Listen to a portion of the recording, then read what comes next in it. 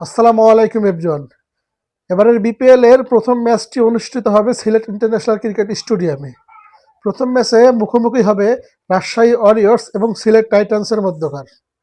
কথা ছিল ঢাকা পর্ব থেকে শুরু হবে বিপিএল, কিন্তু শেষ মুহূর্তে গিয়ে বাংলাদেশের বর্তমান পরিস্থিতি নিয়ে শেষ পর্যন্ত গিয়ে সিলেট পর্ব থেকে শুরু হচ্ছে এবারের বিপিএল ম্যাচ। তো প্রথম ম্যাচ সিলেট টাইটান্স এবং রাজশাহী ওয়ারিয়র্সের মধ্যকার। প্রথম ম্যাচের একাদশটা কেমন হতে পারে দুই দলের, আমরা এটা একটু অ্যানালাইসিস করে দেখব। তো আমি দুইটা একাদশ সাজিয়েছি, দুই দলের বেস্ট একাদশটা সাজিয়েছি আমি, রাজশাহী এবং সিলেটের। তো চলুন দেখে নেই কারা আছে এই একাদশে। প্রথমে আমরা যদি সিলেট টাইটান্সের দিকে তাকাই, সিলেট টাইটান্সের ওপেনিং ডিপার্টমেন্টটা সামলাবেন সায়েম আয়ব এবং বাংলাদেশের ওপেনিং ব্যাটসম্যান পারভেজ হোসেন ইমন। 3 নম্বরে রয়েছে Zakir Hasan, wicket keeper batsman হিসেবে জাকির হাসান খেলবেন, একাদশে থাকবেন। এবং 4 নম্বরে রয়েছে আমেরিকার ক্রিকেটার, আমেরিকার ব্যাটসম্যান অ্যারন জোন্স, তিনি বিদেশি ক্রিকেটার হিসেবে 4 নম্বরে থাকবেন। 5 নম্বরে থাকবেন ক্যাপ্টেন মেহেদী হাসান মিরাজ এবং 6 নম্বরে আছেন আফিফ হোসেন ধ্রুব। আফিফ হোসেন ধ্রুব বলও করতে পারেন, ব্যাটও করতে পারেন। এখানে 5-6-এর কম্বিনেশনটা 5 নম্বরে আফিফ হোসেন ধ্রুবও খেলতে পারেন এবং মেহেদী মিরাজও খেলতে পারেন এবং মেহেদী মিরাজ 6-এও খেলতে পারেন। এটা ব্যাটিং কম্বিনেশন, ব্যাটিং যখন সিচুয়েশন বুঝে তারা যখন ব্যাট করবেন ওই সময়টা তারা এরকমভাবে খেলতে পারেন। 7 নম্বরে খেলতে পারেন মঈন আলী, যদি বাংলাদেশে এসে থাকেন তাহলে 7 নম্বর পজিশনটার জন্য মঈন আলী খেলবেন। 8 নম্বরে থাকবে বাংলাদেশের স্পিন বোলার নাসুম আহমেদ। বাংলাদেশের এই লেফট আর্ম স্পিনার দুর্দান্ত ফর্মে রয়েছে বাংলাদেশ ন্যাশনাল টিমে, তিনি 8 নম্বরে থাকবেন, তিনি একটু ব্যাটটাও ভালো চালাতে পারেন। এবং 9 নম্বরে থাকবেন পাকিস্তানের ফাস্ট বোলার মোহাম্মদ আমির। লেফট আর্ম এই পেস বোলার দুর্দান্ত ক্রিকেটটা খেলেন, আমরা জানি আমির কীরকম ক্রিকেট খেলেন।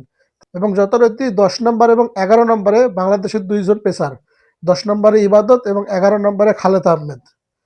খালেদ, ইবাদত এবং মোহাম্মদ আমির, এই 3 জন পেস বোলার এবং 4 জন স্পিনার এবং 3 জন পেস বোলার রয়েছে সিলেট টাইটান্সের একাদশে।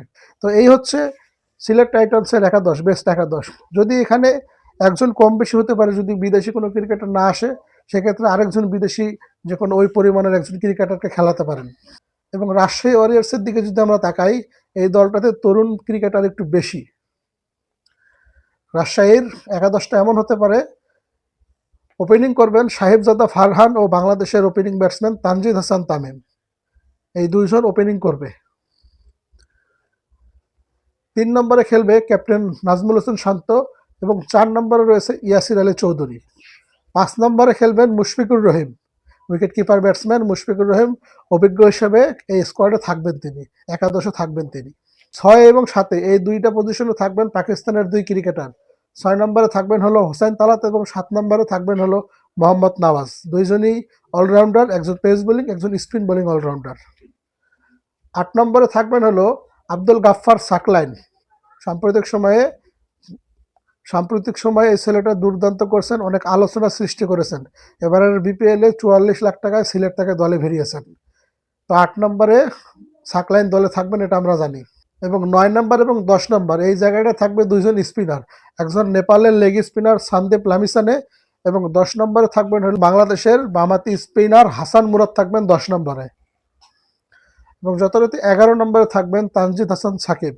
এই হচ্ছে রাজশাহীর একাদশ, সেরা একাদশটাই আমি বলতেছি।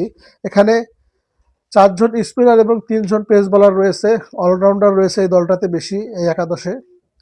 এইরকম একাদশ হতে পারে, এখান থেকে 2-1 জন পরিবর্তন হতে পারে, যদি অনেক বিদেশি খেলোয়াড় রয়েছে যারা সময় মতো আসতে যদি না পারেন তাহলে এখান থেকে 2-1 জন পরিবর্তন হতে পারে, কিন্তু এইটাই দুই দলের বেস্ট একাদশ।